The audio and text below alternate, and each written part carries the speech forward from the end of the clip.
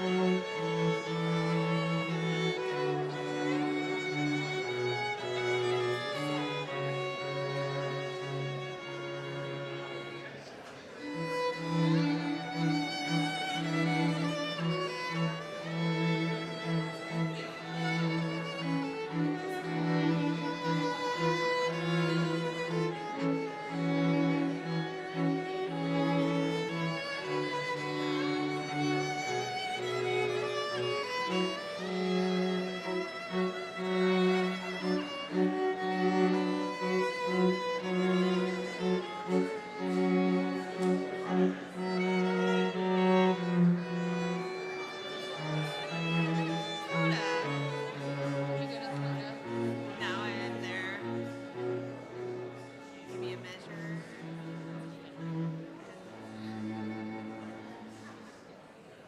I was way past the notion of coda.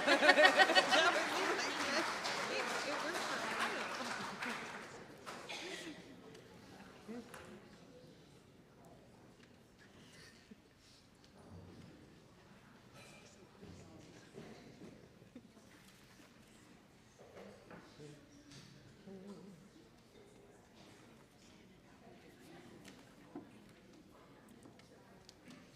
So first.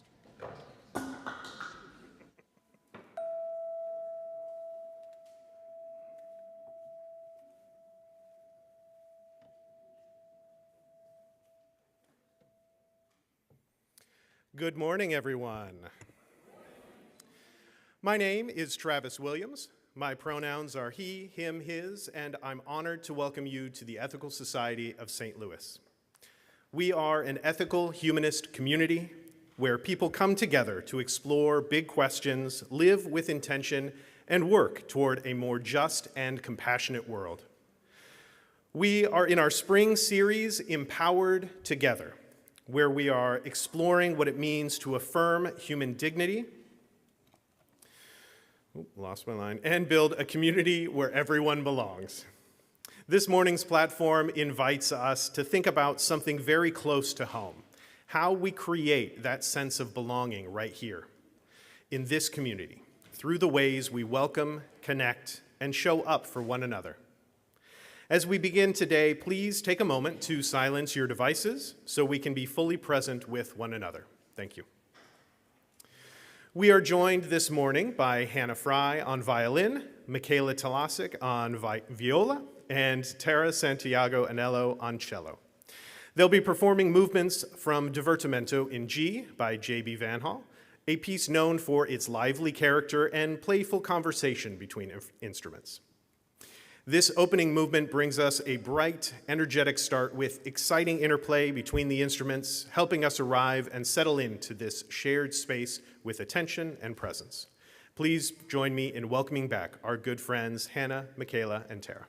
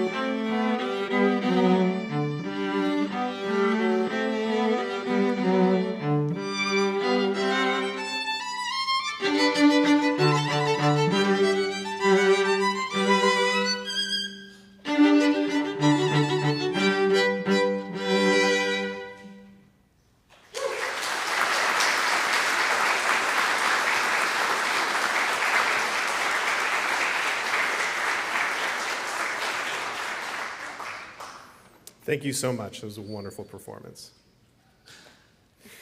Each week, we read our youth education core values as a way to bring us together and remind us of our shared commitments. This morning, our core values reader is Lorelei Nienhaus.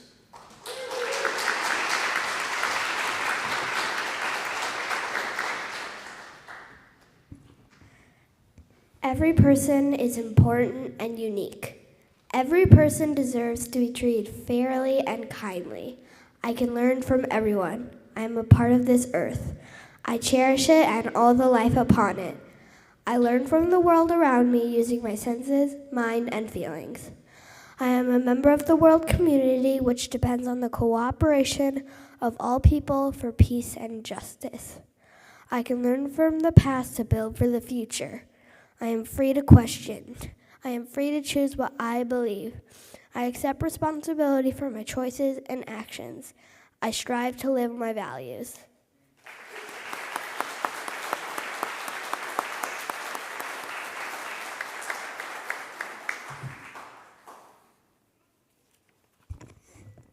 Excellent job. Thank you, Lorelei. These values remind us that community members of all ages help make this a special place to learn and grow together. Youth members, thank you all for joining us today, and we'll see you again after platform. Next, we have a special announcement from our Board of Trustees. Please join me in welcoming Trustee Christine Polite.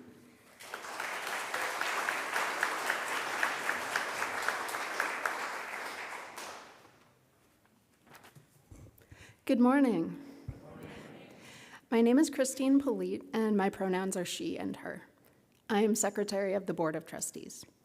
I want to share that I've recently submitted my resignation from the board, effective at the annual meeting next month. Another candidate will appear on the ballot to fulfill the remaining year of my term.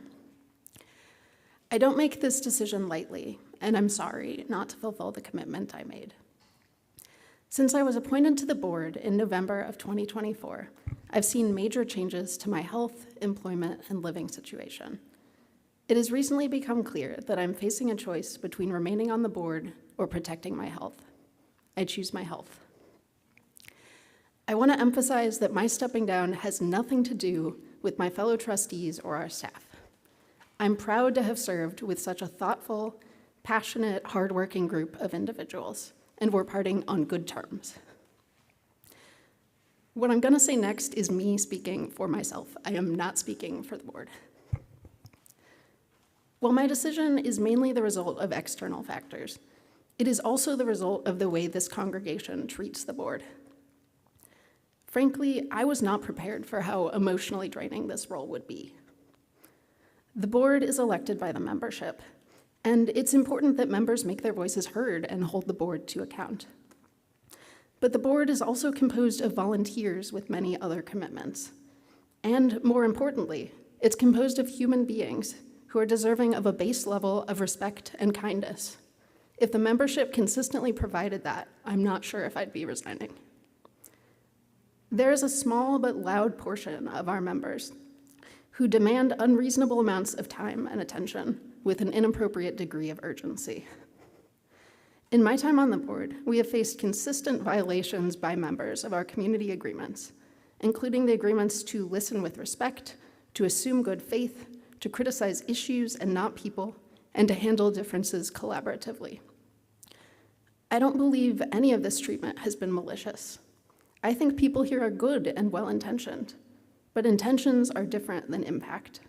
And the impact of many of your words and actions has been frankly unacceptable. I appreciate you all entrusting me with this role.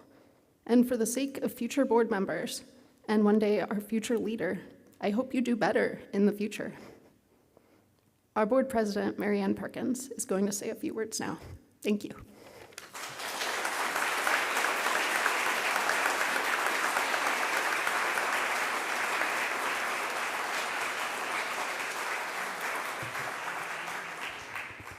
Good morning, everybody. This is the first time I've come up here with my laptop, and it's making me feel like a failure. So I'd like to start by thanking Christine, not just for consistently delivering exceptional results in her service as a trustee and secretary, and not just for her profound generosity in delaying her resignation until the annual meeting.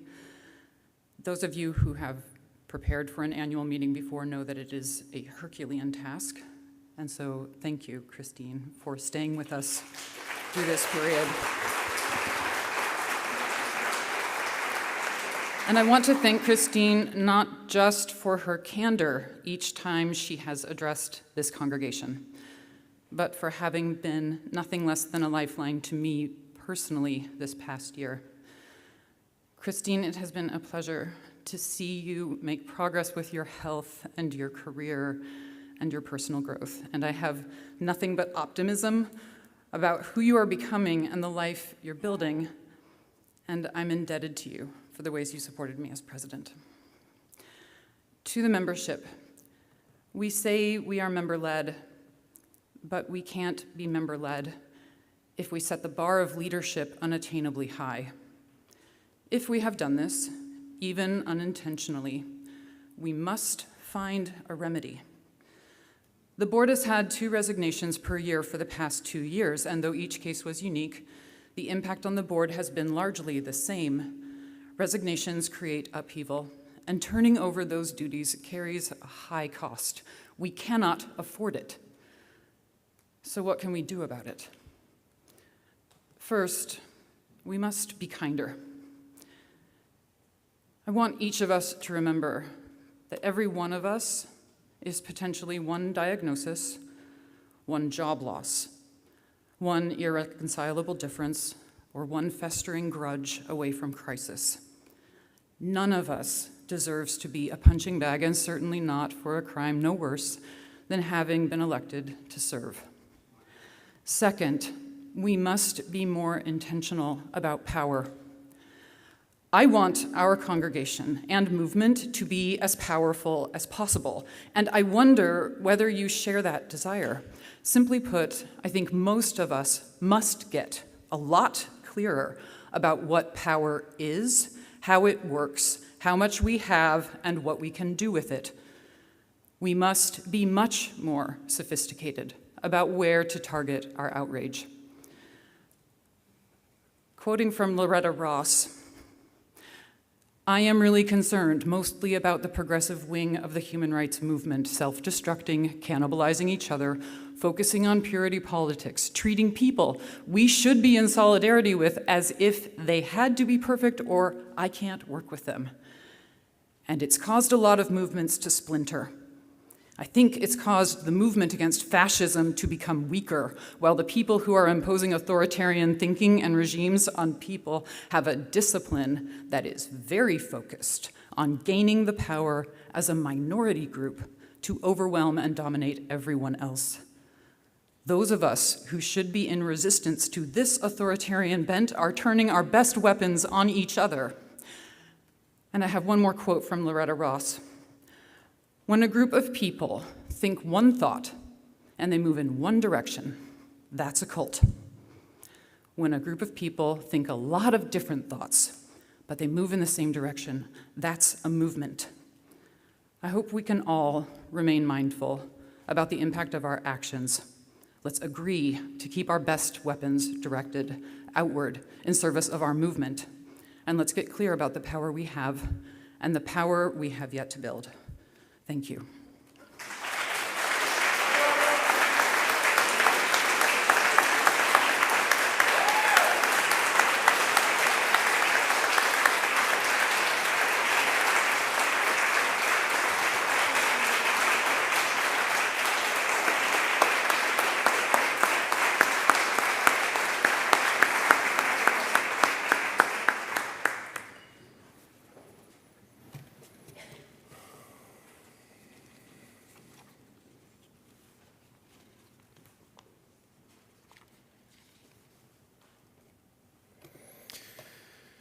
Thank you, Christine and Marianne, for your service, your care, and your transparency.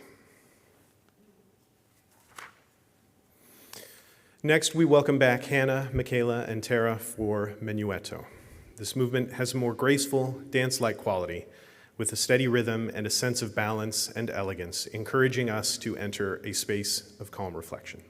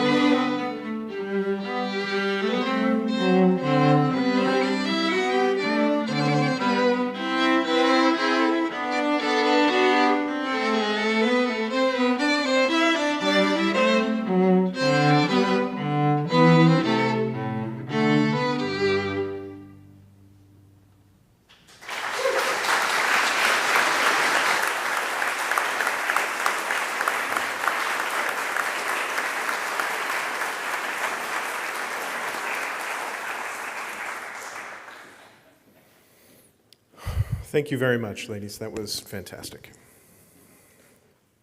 Before our main address, let's pause and reset our attention.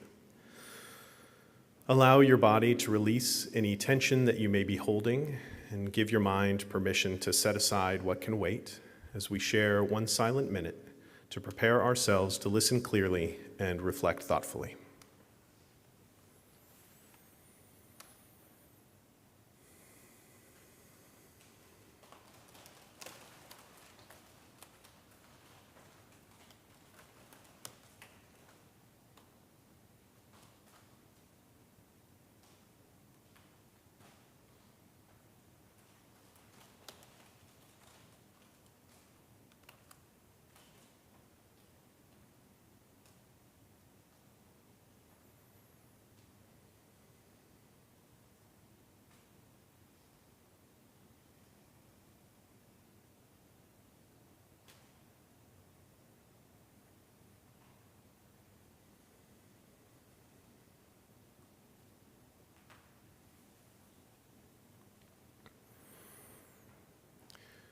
Thank you all for sharing that minute with each other. This morning's platform is a bit different. It's interactive and centered on the life of this community.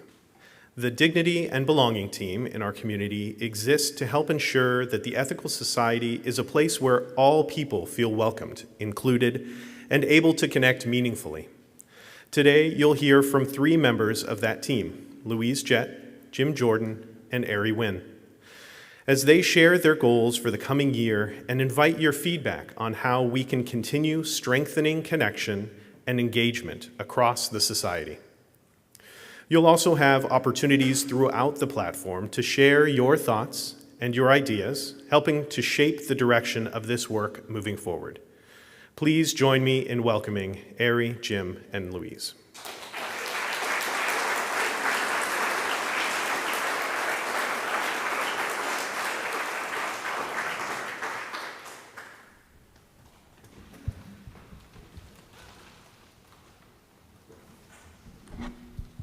Good morning. My name is Louise Jett, and my pronouns are she and her. Thank you for joining us today. I want to start with a simple question. Have you ever walked into a space and felt almost immediately that you belonged because of how you were welcomed? And maybe you've had the opposite experience too, where something felt just slightly off, where you weren't quite sure if you wanted to be in that place. That difference, that feeling, that's what we're talking about today. As ethical humanists, we don't begin with creed, we begin with people. We lean into relationships with the understanding that every person carries inherent worth and dignity, not because of what they believe, but because they are human. For these reasons and many more, belonging is really important to us. Most of you remember me connected at the hip with my son, Aiden Jordan. Those of you that don't, just understand that I was a very strong advocate for people of all abilities.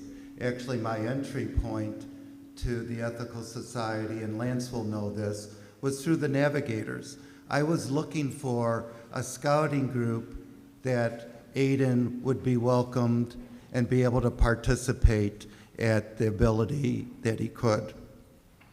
I was the leader of the Accessibility Committee and joined the DEI Committee after AJ passed. Today's, it's morphed into the Dignity and Belonging Committee and fits my beliefs, values, and dispositions to bring more inclusivity to the Ethical Society here in St. Louis. Hello, my name is Ari Wynn, and my pronouns are they, she. I became a member of the Ethical Society last year, and I joined the Dignity and Belonging team because I wanted to use my voice as a non-binary person to speak up for other members of the LGBTQIA+ community. I want our community, our events, and our spaces to feel safe and affirming for everyone who engages with us. Now I'd like to take a moment to introduce the rest of the Dignity and Belonging team, though they're not on the stage with us today. They are Judy Kolchiski, Chris Lacoste, Maury Mani, and Dennis Roach. Let's give them a quick hand for their commitment to making our community a welcoming and inclusive space. Now in today's platform, we don't want to just talk at you all. This is going to be a conversation among the three of us and the rest of you. Normally, we put our mobile devices away to be present with one another, but today, I want you to get your devices out. Go ahead, get them out now.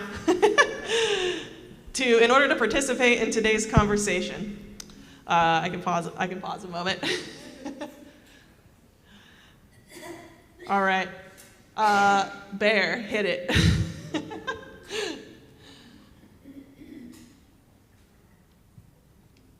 Okay, you'll see a QR code up here. So once you have your device out, you can either scan this QR code behind us, or you can enter the web address shown at the top, that is menti.com, into your phone's browser, and then from the website, you would enter the code shown on that screen. 59747755. I'm just stalling while you guys get this set up. So there will be questions displayed up here on the screen and down on your device for you to answer. Please do respond individually and not as a group or pair. Those of you who are watching remotely can also participate in this. Everyone will just enter their answers on their own devices, and then all of the answers will show up anonymously on the screen. These answers will also be saved so that we can share the full results later. And we're just going to warm up with a simple question first. Oh. Yeah, I need the next Mentimeter slide.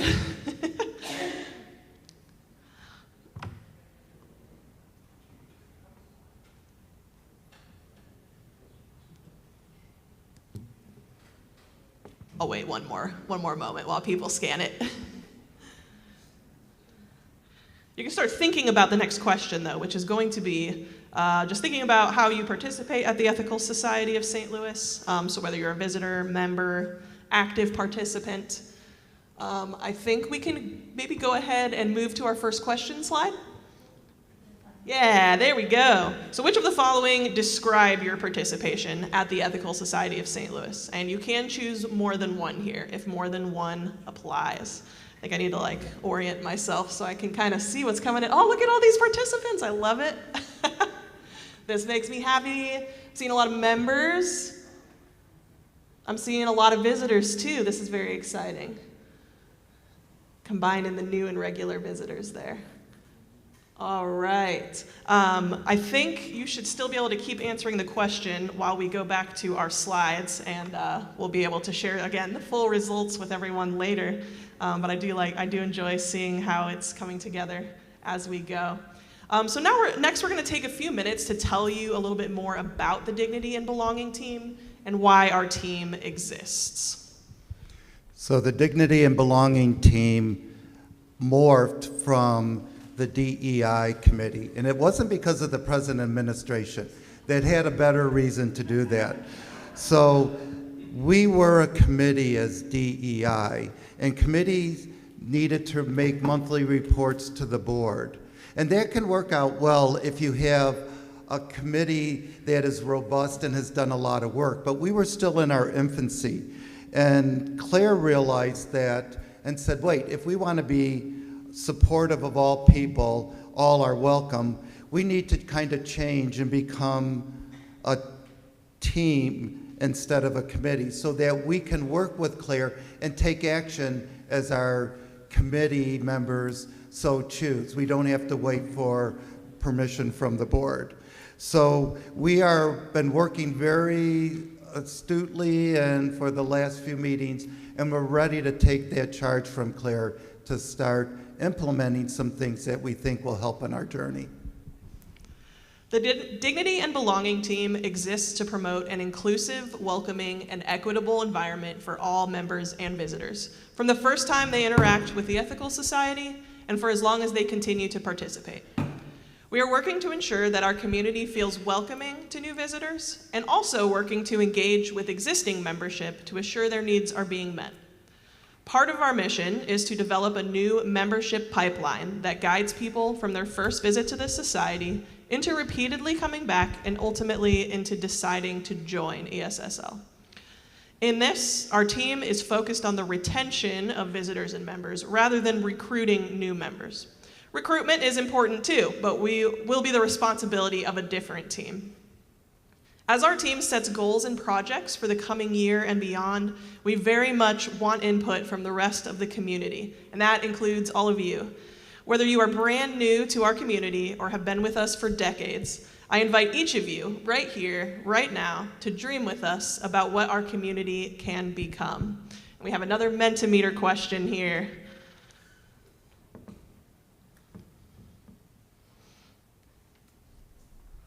This one is going to be more open-ended, so you'll be able to type a response. I think you actually can type multiple, and they'll all keep appearing as little thought bubbles. But what does belonging at the Ethical Society of St. Louis look like to you? Name one or two things here. And I might call out a few as we go. Give it a minute. Building community engagement, yes. Kindness and respect, absolutely. People here are counting on me, seen, valued. I see a couple of mentions of friends. We're gonna have more than we can see on the screen here. Absolutely, being cared for as I am, I love that. Ethical action, ethics in action. These are all really great responses. Thank you, everybody, for your thoughts on this. I'm going to pass it to Louise and back to our slides. So I'm a dreamer, and people have, throughout my life, told me I have a big imagination. So for a few minutes, let's imagine. Ethical humanism is something we create. This community is shaped by us together. What if the society felt less like a secret and more like a light? A light that people don't have to search for, but they're drawn toward. A place where belonging begins the moment you arrive. Imagine if ethical culture, if ethical societies were being created for the first time today in 2026. What would ethical societies like ours look like? I like to think of ethical societies as potential laboratories of human goodness. Ethical societies are where values take shape, not only through speeches and ceremonies, but also through relationships and risk-taking. And we don't need to wait to change. The future is already showing up in the echoes of old habits and in the longing for something new. What if ethical societies were known not for what they've always done, but for what they are becoming? So imagine pop-up ethical society events held at farmers markets, college campuses, city parks, bringing our movement into the world. Innovation labs where members test bold ideas like intergenerational youth-led events and storytelling circles. What would it look like if a member of our youth group sat on our board of trustees and received a scholarship for their volunteerism? Let's be brave enough to try new things and shift our mindset from perfection to experimentation, from preserving what is to co-creating what can be. Our team has thought hard and long about different proposals and what would make our dreams a reality. Since Claire couldn't make it here today, I can say without any retribution to myself, she is a real taskmaster. She holds us accountable. She comes and says, have you done this? What are you proposing to do? Well, here are some of the things that Claire and our group have looked at. Examine our spaces, messaging and program, and identify areas where barriers to belonging might exist. We need to increase diversity in programs and presenters, looking at platform, forum, small groups, and humanism education. We should use our ethical musical program as a model of how diversity can be applied to all different areas that we're involved in here at the Ethical Society. Looking at resurrecting the accessibility committee by dividing it between buildings and grounds and dignity and belonging. Okay. Yeah. And I would like to talk a little bit about giving each person a voice, because one of the most powerful ways that we can create belonging is by creating space for people to be heard. So practices like colloquy create that kind of space. Colloquy is an offering that's absolutely unique to ethical culture, so don't be surprised if you don't know what it is. But it's a structured conversation, and people share their thoughts one at a time with a focus on listening and personal sharing rather than responding to others. So it is a space where people can share without interruption or crosstalk. We used to have colloquy here in the past. It was really early in the morning, so maybe not everybody was here at that time. But we have had some pretty successful 945 forums that were colloquies as well. Restorative justice is another practice that prioritizes relationship, accountability, and growth. Community circles are also known as restorative justice or restorative circles. They're foundational to practice in restorative justice and community building. And restorative practices, including circles, are derived from and built on indigenous teachings and other wisdom traditions. They're tested and time proven again and again. So facilitating dialogues across our community is of the utmost importance. There are a ton of examples of how we could do this, but I want us to dream up some new practices of our own. The pattern is this: when people connect with one another through shared purpose, ethical action, or even simple joy and fun, relationships form and communities become stronger and they grow. Another area that we were asked to look at is partnering with organizations, both internal and external. We do a lot, but what else can be done to encourage thoughtful partnership? We want to strive within our society, amongst all our groups, to create just a little bit of trouble, or maybe a lot of trouble in a good way. Good trouble. Good trouble, yeah. We are doing some great work here already. Look at Climate Action Now. I'm sorry I couldn't join this morning, but they partner externally and bring in great speakers. The Emergency Contraceptive Kits for Beacon Reproductive Health Network is another example. And Stephanie is resurrecting the Good Deeders and service projects once a month. And there are many other examples that we can bring back or start up here at the Ethical Society. One of my dreams for this community is regularly sharing meals together. Nothing brings people together quite like food. So I say let's bring back consistent first Sunday lunches. We have so many teams and activity groups here at Ethical, groups who could volunteer to prepare lunch on a given month. Probably in order to make this happen, we would need to create a designated team to coordinate and schedule the lunches, a new first Sunday lunch team. The lunch team would then reach out to groups to fill out the calendar and make sure that volunteers know what to do when they arrive. And beyond monthly lunches, why not plan more potlucks and give everyone a chance to share their favorite foods with one another? Another area is collaborating across teams and groups. People may know that I'm a bird head, and if we were outdoors someplace and we're having a conversation and I look up, it isn't because I'm not being polite, it's because I just heard a bird song. But birders use the phrase lumpers and splitters. So how does it make sense for us to take groups that are striving for the same purpose or objective and pulling them together so that we aren't burning out all the leaders that are all the people that we're asking to be leaders? But other times maybe we need to split some of our groups and focus on specific tasks that make the most sense. There are also collaboratives and initiatives that we would like to be involved in, and we want to support the Visitor Connect team. So how can we be welcoming and informative as people come and check out the Ethical Society? Can we raise activity group awareness?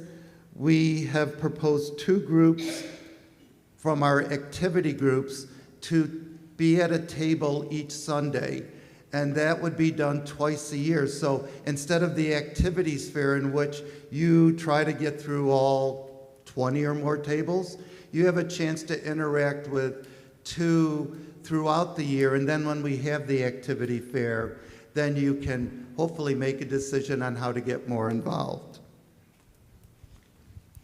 As a community, I would also love for us to embrace secular ritual and ceremony.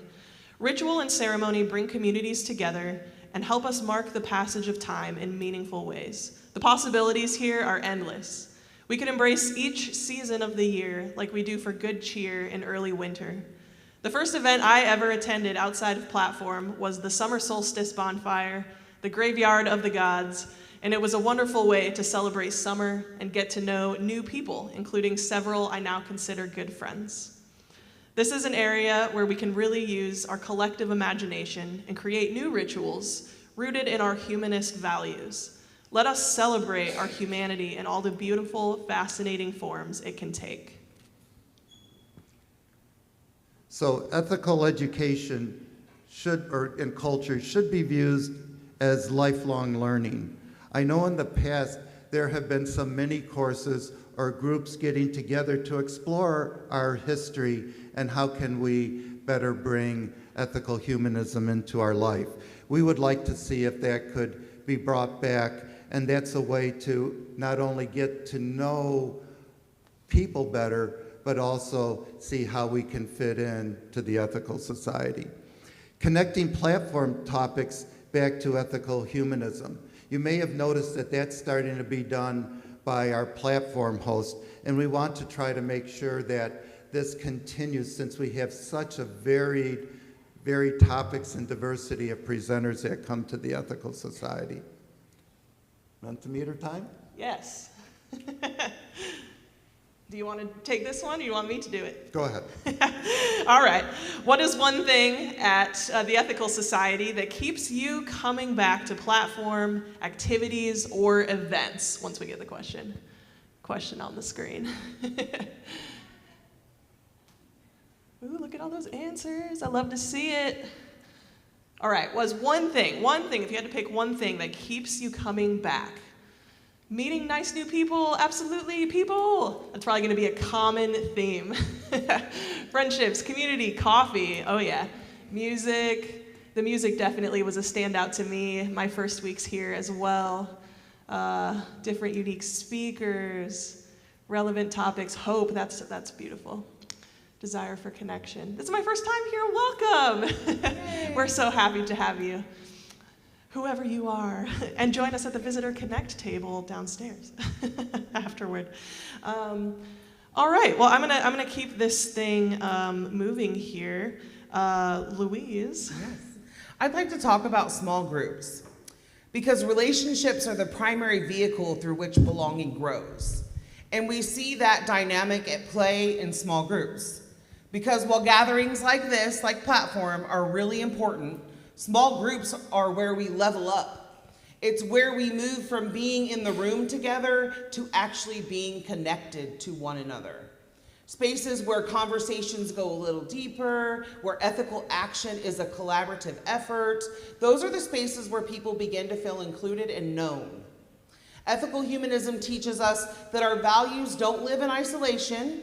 They are shaped, tested, and strengthened in relationship with others. Small groups give us the opportunity to practice care, to listen more closely, and to grow together. And when that happens, people don't just show up, they become members and they stay. So I was asked to summarize all of our different activity groups, teams, and committees. How can you do that? Maybe not I all mean, of them. we have 4 committees, 15 teams, and 25 activity groups. We are diverse. We are working in so many areas. And it's impossible to know what everybody does, but we want you to come downstairs after platform and talk with Ari and me and give us ideas on what might be ways to start new activity groups, ways that we can work in between activity groups. How can we make better connections amongst everybody working here for the Ethical Society? The primary purpose and benefit of small groups is in building closer relationships. I enjoyed platforms from the first time I attended, but it was really getting to know people on a more personal level that kept me coming back and getting more involved in this community. It was events like the summer solstice and events from Humanist Hangouts where I started building real friendships. Small groups and these friendships can also aid us in our growth as individuals as we learn from one another and practice our growth in relationship with one another. Our relationships can encourage us to take ethical action, which for me this past year has meant getting out of my head and self-isolation and into holding space for others. One thing that literature points to is strong leadership in small groups or teams leads to more consistency and better outcomes. Currently, we do not have training for the lay leaders of our committees, teams, and groups. The success of groups depends on both the leader's skills and group member participation. Do we have a current leadership model? If so, maybe we need to assess it. But we really want to look at what would be the advantages for all of our lay leaders if we brought in some major points, some consistency, striving for the same outcomes. And across ethical societies, communities are exploring these same questions: how to deepen belonging, how to expand participation, how to live our values more fully. Some ethical societies have experimented with new member groups or mentorship models that help people form relationships early on in their journey. Others host consistent gatherings like monthly pancake breakfasts where people pay what they can. Some have Sunday volunteer hosts who bring snacks and drinks. Almost all societies try to facilitate opportunities for ethical action. Some wear t-shirts with their logos on them when they protest together. We have the American Ethical Union, which is the umbrella organization for ethical societies, has a new on-demand, self-paced We Are Ethical Culture course. It's up and running now. The course covers ethical culture history and humanist values. It's designed to support individuals in ethical societies in deepening their understanding of our movement. It can be completed individually or it could be a shared experience within a cohort. There's a facilitator handbook to support group engagement, discussions, and ethical action projects. But ethical culture is not just something that we learn about, it's something that we actually manifest and build together. So the course is an invitation to reflect, connect, take ethical action in ways that center dignity, compassion, and responsibility. Watch for this week's Connection newsletter. I'll have an invitation for you to join the course in it if you would like. But ultimately, we don't need to do exactly what everyone else is doing because there isn't one right way to build belonging, right? There's no one right way to be human. There's no one-size-fits-all way to build belonging either. But we can do what's right for us. Members can start the clubs and teams they need, and I encourage us to be guided by our imagination and our values. Real growth and change involve the head, the heart, and the hands. The head represents our cognition and learning, the heart, our emotions and compassion, and the hands, our physical actions. The most effective organizations and groups blend all three and provide opportunities for each person to use their head, heart, and hands. Ultimately, what we need is a holistic approach that blends these three, that makes them inseparable from one another. So another question for you all: which of these three, head, heart, or hands, feels most comfortable to you? And I know no one completely uses one and not the others, but just think about what comes most naturally for you. So as these responses are coming in, for me, I would say, for example, that the heart probably comes most naturally, although I can be kind of an academic person as well, so the head probably isn't far behind. But what I most need to work on is using my hands more. Get this. It looks like we have, this is kind of what I would expect to see in this organization. Like probably a little majority head, we got a lot of thinkers here. Heart not far behind. I'll give it another minute because I have a follow-up question to this and I want to make sure everyone has a chance to answer. Yeah, I think this gives a pretty good idea of the breakdown here, though. As a community, we probably could use the most growth in the working with our hands area. All right, so a follow-up question on the next slide here. What is one thing you could do to embrace one of the other two aspects? So one of the ones that's not your strength. No matter how small, every action matters. So for me, for example, to use my hands more, I could participate in the next emergency contraception kit packing day, even though it means waking up earlier, and I am not a morning person. Let's see what you all are saying. Listen more, beautiful. Plan a service event. I love that. I love to see people getting involved in planning their own events. I mean, if you have an idea, like, you can do something with it here. We have a very supportive community for that. Everyone can get involved.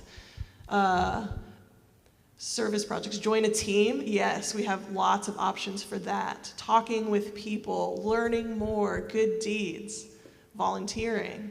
I love all of these. Inviting a new friend, so good. All right, those answers are probably going to keep coming in. Feel free to keep responding. But now, to wrap us up, well, let's just move from this space of imagination that we've been sharing into a more practical application. So how is the Dignity and Belonging team going to apply what we've talked about today? And how can each of you get involved in this work? It was already up, look at that. To Jim. Yep. So summing up, our team needed time to discuss and formulate our work. We are developing an action plan with both horizontal and vertical organizational structure and function. Structure and function are matched. One does not precede or follow the other. Some proposed items will be filed away for the future. Other items will be attempted, implemented, revised, the circular evaluation process. Oh my goodness, this almost sounds like the beginning of formulating a logic model. Judy, I see you cringing. That's okay. We hope that enough sticks to support the culture that we strive to see at the Ethical Society. And now it's also your turn. If you aren't already volunteering with a team or activity group, perhaps you can find a way to get involved. When only a few people have to spread themselves thin to keep this community strong, our vision is not sustainable. And I think we've definitely seen an example of that today. We are strongest when each person contributes what they are able to offer in a sustainable way. We'll be setting up a table in the Becker Room during coffee hour today, right after platform. So please stop by to look at the list of groups and opportunities with us, or to just ask any questions that you might have for our team. You've had a chance to share a few of your own thoughts with us today, but we are also working on a full survey where you'll be able to share your ideas and feedback in greater depth. Once we have it ready, we'll share the announcement and link in the weekly connection. Based on what we learned from today's interactive questions and from the upcoming survey, our team will also be hosting a follow-up forum on May 17th at 9:45 a.m. It will be a great opportunity to share your thoughts with us and one another through in-person discussion. Now I have one more question for you all today. One more. In one word, what kind of community do you want the Ethical Society to be? I have a lot that come to mind. Oop, here they come. Vibrant, connected, visible, diverse. These are wonderful words. Ooh, welcoming is really popping out there. That's a good one. Loving, inclusive. Keep those words coming in while Louise closes us off. I'm gonna bring it on home. So belonging doesn't happen by accident. It's something we cultivate through how we show up for one another. And because the kind of community we're talking about, we're creating it. We're doing it right now. It's something that we need to all take ownership of. It belongs to us. In her 2017 book, Emergent Strategy, activist and author Adrienne Marie Brown wrote, "I believe that all organizing is science fiction, that we are shaping the future we long for and have not yet experienced. I believe that we are in an imagination battle, and almost everything about how we orient toward our bodies is shaped by fearful imaginations. Imaginations that fear blackness, brownness, fatness, queerness, disability, difference. Our radical imagination is a tool for decolonization, for reclaiming our right to shape our lived reality." So the question isn't just what kind of community we want, it's what kind of community we're willing to imagine and to bring to life together. Thank you.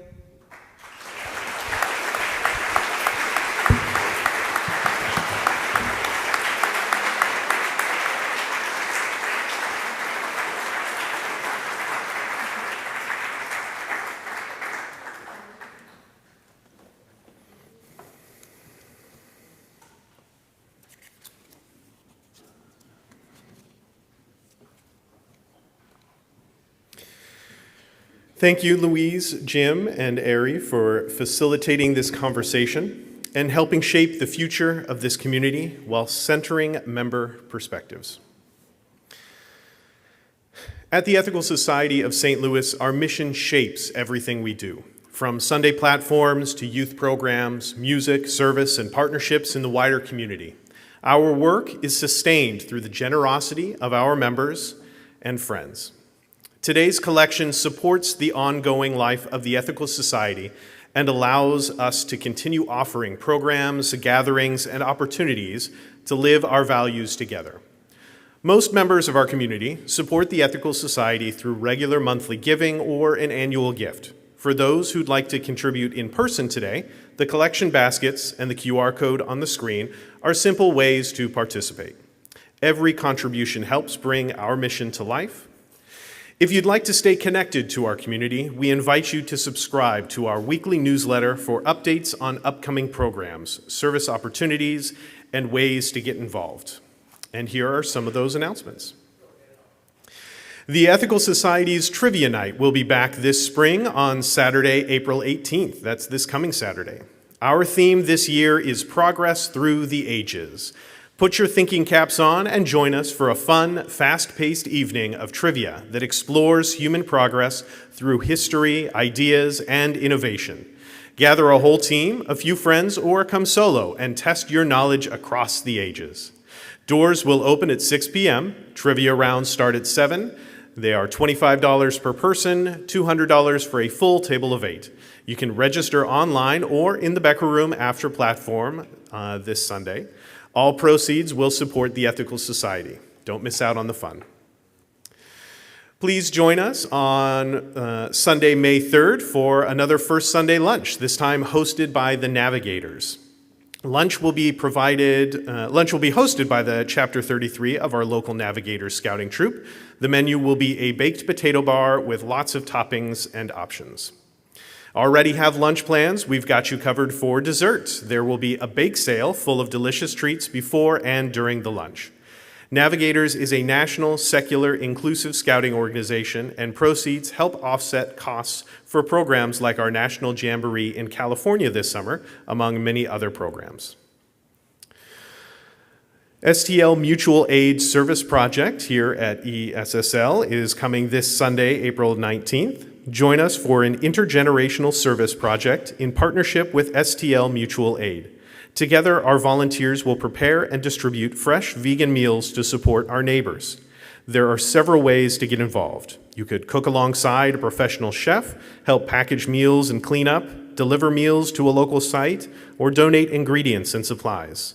Spots are limited and many will fill up quickly. You can check the weekly connection or our website for the link to sign up. Donation drop-offs occur starting today through Friday.